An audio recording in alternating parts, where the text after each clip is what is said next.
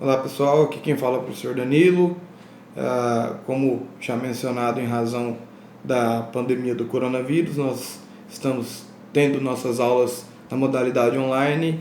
Esta aula faz parte do material, da matéria destinada ao segundo ano A noturno da EMES, mas você que não pertence ao segundo ano noturno da EMES, mas que está vendo essa aula, seja bem-vindo, é um prazer sempre tê-lo conosco aqui, tudo bem? Bom, a nossa matéria ela é a continuação daquilo que a gente vinha vendo em sala, por uma questão óbvia, né? E nós faremos uma divisão, talvez, quanto a alguns blocos de aula para ficar um pouco mais fácil, tanto o entendimento quanto a questão de postagem. Lembrando que essa aula vai estar disponível no meu canal, professor Danilo Medeiros Pereira, e que no horário da aula, correspondente à aula, eu estarei online tirando todas as dúvidas nas redes sociais ou também na área do aluno. Tudo bem? Na última aula, ainda presencial, nós começamos a ver sobre as partes do contrato de trabalho, falamos sobre empregado, vimos conceito de empregado, vimos conceito de empregador, vimos a questão do grupo econômico, analisamos a questão da sucessão trabalhista, sucessão das empresas trabalhistas, dos sócios trabalhistas, e agora a gente começa a ver, especificamente nessa aula, nós veremos poderes do empregador, contrato de trabalho e contrato de trabalho com as suas especificidades, tudo bem? Então, começando lá, a gente começa a ver agora quais são os poderes que o empregador tem quando da relação de emprego, né? O que o empregador pode determinar, o que ele pode fazer, o que é de competência dele. Então, basicamente, nós temos 3 poderes. O primeiro poder do empregador é o poder de organização, ou seja, o empregador ele é responsável pela criação das normas internas, pelas definições de atribuições, ele que vai determinar o controle do horário de entrada, do horário de saída, horário de alimentação, né? Quantas horas de alimentação ele vai dar, a gente vai ver isso lá na frente quando nós estivermos estudando o intervalo intra-jornada, mas a questão da definição do horário de almoço, do horário de saída, do horário de entrada, ela pertence exclusivamente ao empregador. Então é ele que vai organizar tudo relacionado ao contrato de trabalho, todas as funções que o empregado deverá fazer, deverá exercer. O segundo poder dele é o poder de fiscalização, que ele tem o quê? O dever, ele tem essa possibilidade de observar o cumprimento das normas impostas. E aí a gente tem esse dever de fiscalização. Nós temos 2 exemplos que vale muito a pena a gente bater um papo, que é, primeiro, o e-mail corporativo e as câmeras. Bom, o empregador pode fiscalizar o seu e-mail? Depende. Se nós estivermos diante de um e-mail corporativo, ou seja, aquele e-mail que é feito da empresa, a fiscalização é liberada. Por quê? Porque entende-se que aquele e-mail deve ser utilizado única e exclusivamente para fins de trabalho. Então, se você trabalha lá na empresa X e o seu e-mail é fulano de tal, @empresax.com.br, este e-mail pode sofrer sim fiscalizações. Não há problema nenhum por parte do empregador fiscalizar este e-mail. Já quanto à questão, se for um e-mail particular, a fiscalização ela não pode acontecer. Porque se você utiliza o seu e-mail particular para fins de trabalho, não é proibido utilizar. Mas você não pode ter o seu e-mail fiscalizado. Por quê? Porque este e-mail não vai cuidar tão somente de coisas profissionais, mas também vai cuidar dos seus assuntos particulares. Esses assuntos particulares não guardam relação com o empregador. E por último, ainda temos a questão das câmeras.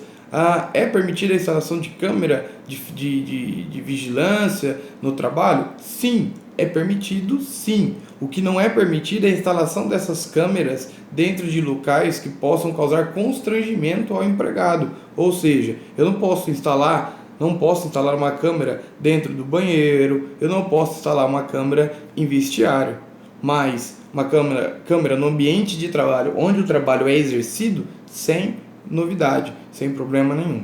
Tranquilo? E por fim, nós temos como poder do empregador o poder de disciplina, que diz respeito à aplicação de sanções. E aí vale a pena a gente bater o papo seguinte: dentro do direito do trabalho existem 3 formas de sanções, né? Existe, em que pese uma delas não ter um fundamento legal, não ser prevista em lei, ela é aplicada ao direito do trabalho, né? Que nós temos então a advertência, que é justamente a sanção que não tem previsão em lei, mas ela é aplicada ao direito do trabalho, tá? A suspensão e a justa causa. Suspensão prescrita lá no artigo 474 da CLT e a justa causa prescrita lá no artigo 482 da CLT. Pessoal, muito importante a gente mencionar o seguinte: nós temos, via de regra, advertência, suspensão e demissão por justa causa. O que eu quero que vocês entendam é: não existe hierarquia entre essas leis. Ou seja, eu não preciso pegar o meu empregado, primeiro advertir, depois suspender ou depois mandar embora por justa causa, demiti-lo por justa causa. Não existe essa necessidade de hierarquia. Eu posso pegar o meu empregado e apenas adverti-lo, ok? Ou o empregador pode pegar o seu funcionário e, em ele cometendo um único ato, já suspendê-lo ou até mesmo já demiti-lo por justa causa. Não existe essa necessidade de hierarquia. Essa história de que 3 advertências da justa causa, isso é fantasia, tá? Mas ele me mandou embora, mas nem me suspendeu antes. Ele não tem essa obrigação, tudo bem? Então, a obrigação a questão da advertência, ela pode ser feita numa forma normal.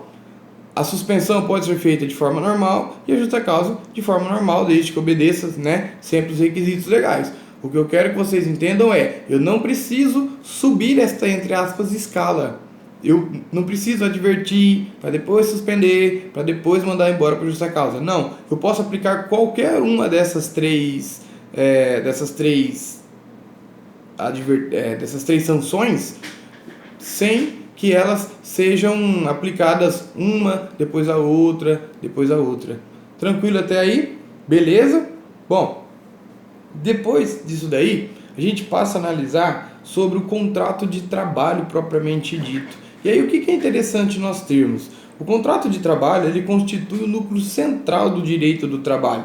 Ele é por intermédio dele que toda a relação, a aplicação das normas trabalhistas vai acontecer, né? Ou seja, para que exista uma ação, para que exista a aplicação do direito do trabalho, eu preciso obrigatoriamente que exista um contrato de trabalho, né? E esse contrato de trabalho, ele possui uma denominação. A expressão contrato de trabalho é a preferida, adotada pela corrente majoritária, e nós temos lá no artigo 442 caput o conceito de contrato de trabalho. E ele fala que contrato individual de trabalho é o acordo tácito ou expresso correspondente à relação de emprego.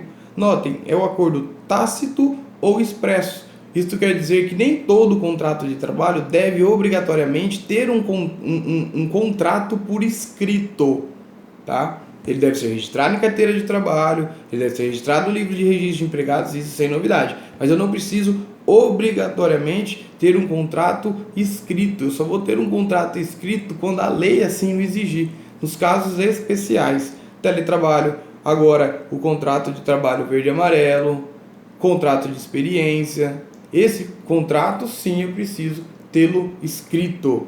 Tudo bem? Tranquilo? Bom, de acordo com Carlos Henrique Bezerra Leite, ele conceitua o contrato de trabalho como sendo o negócio jurídico regulado pelo direito do trabalho que estabelece um conjunto de direitos e deveres para o empregado e para o empregador. Negócio jurídico regulado pelo direito do trabalho que estabelece um conjunto de direitos e deveres para empregado e empregador. porque o contrato de trabalho, obrigatoriamente, ele deve ser feito por duas partes, que faz parte agora dos estudos quanto à questão dos caracteres e da tipificação do contrato de trabalho, que a gente passa a analisar já no próximo vídeo, ainda hoje. Beleza? Até mais, pessoal!